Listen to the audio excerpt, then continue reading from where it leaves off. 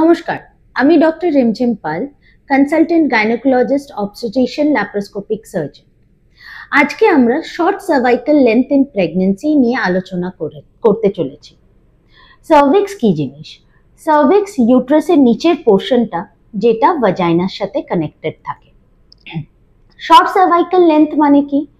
Short cervical length হচ্ছে যখন cervical length ট্রান্সভাজাইনাল ultrasound করে দেখা যায় 2.5 সেন্টিমিটারের নিচে আছে। মেইনলি 16 to 24 উইকসে সেটা করা হয়। এটার সিগনিফিকেন্স কি? Short cervical length preterm birth, mainly 34 উইকসের নিচে প্রিটার্ম ডেলিভারি হওয়ার ঝুঁকিটা বাড়ায়। তাহলে কি করা যায়? আমাদের কাছে অনেকগুলো অপশনস আছে, যেমন প্রোজেস্টেরন থেরাপি দেওয়া যেতে পারে। সার্কেলাজ বলে একটা স্টিচ হয় যেটা সার্ভিক্সটাকে বন্ধ করে রাখে, সেটা দেওয়া যেতে পারে। ফিজিক্যাল অ্যাক্টিভিটি একদম কমিয়ে ফেলতে হবে, বেড রেস্টে থাকতে হবে এবং ফ্রিকোয়েন্ট মনিটরিং, মেইনলি ট্রান্সভাজাইনাল আল্ট্রাসাউন্ড করে।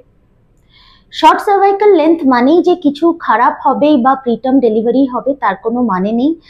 ভালো করে আপনার প্রেগন্যান্সিটাকে যদি মনিটরিং করা যায় এবং কেয়ার দেওয়া যায়, তাহলে অনেক ক্ষেত্রেই এটা টার্ম ডেলিভারিতে নিয়ে যাওয়া সম্ভব। ধন্যবাদ।